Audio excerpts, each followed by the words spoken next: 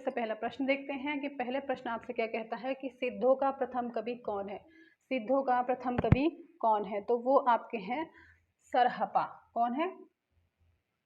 सरहपा। ठीक है, कौन है सबसे पहले? ऑप्शन में 4 होंगे, स्वयंभू होंगे, सरहपा होंगे, पुष्पदंत होंगे और भी शालिभद्र सूरि होंगे, कोई भी हो सकता है। तो आपको ध्यान रखना है, 1 वर्ड आंसर है ये, आप ध्यान रखेंगे कि इसी तरह से लिखते चले जाएंगे ताकि आपके हिसाब से 4 ऑप्शन कोई से भी हो, हमें सही आंसर पता होना चाहिए। ठीक है, नेक्स्ट क्वेश्चन आपसे पूछा है कि सरहपा को हिंदी का पहला कवि किसने माना है। हिंदी का पहला कवि किसको? सरहपा को।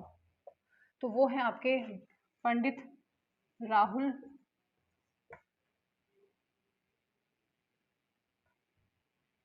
साकृत्यायन। पंडित राहुल साकृत्यायन, इन्होंने हिंदी का पहला कवि किसको माना है? सरहपा को। किसको माना है? सरहपा को। स्वयंभू, स्वयंभू को हिंदी का पहला कवि किसने माना है? स्वयंभू को हिंदी का पहला कवि किसने माना है? आप बताएंगे राम कुमार वर्मा, डॉक्टर राम कुमार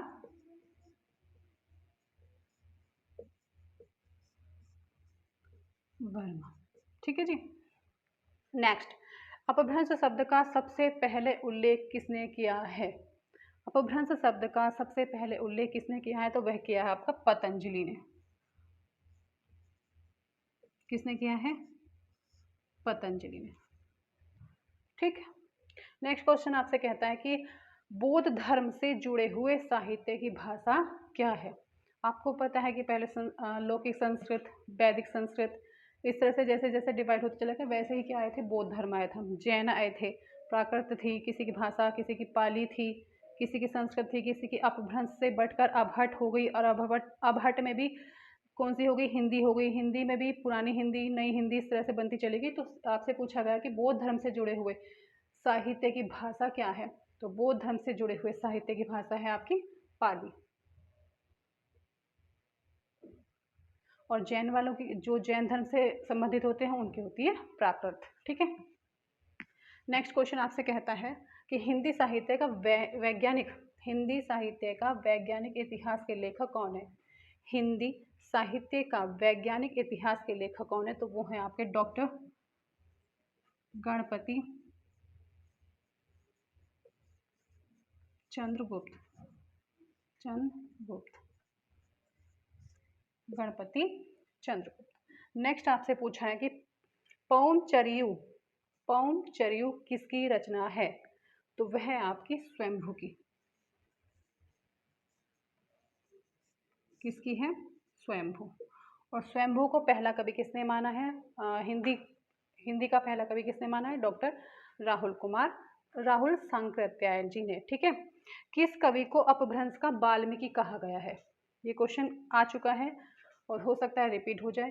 तो अपभ्रंश का वाल्मीकि किसको कहा गया? तो वो कहा गया आपका स्वयंभू को। किसको कहा गया है? स्वयंभू को।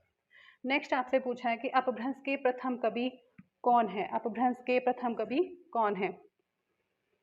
अपभ्रंश के प्रथम कवि भी आपके कौन है? स्वयंभू है। कौन है? स्वयंभू। नेक्स्ट आपसे पूछा है कि अपभ्रंश का भवभूति किसे कहा गया? किसे कहा गया भवभूति को? तो वो कहा गया आपका पुण्य दंत कहते हैं, या फिर पुष्यदंत, कुछ भी लिखा सकता है ऑप्शन में। पुष्पदंत, या फिर इस तरह से भी लिखा आ सकता है,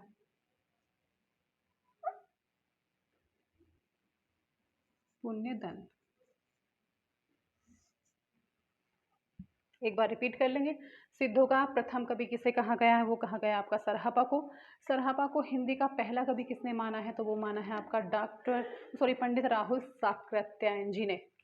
स्वयंभू को हिंदी का प्रथम कवि किसने माना है?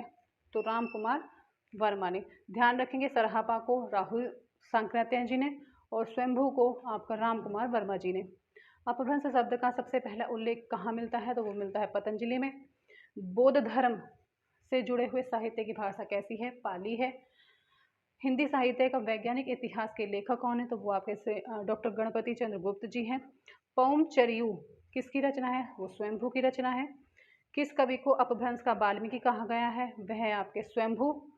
और अपभ्रंश के प्रथम कवि भी किसको कहा गया है? स्वयंभू को। तो 3 प्रश्न आपके स्वयंभू से हैं। और एक ये जब आपसे जो ये है रचना, कभी हो सकता है रचना पूछ ली जाए कि रचना कौन है, रचना किसकी है? पौंचर्य।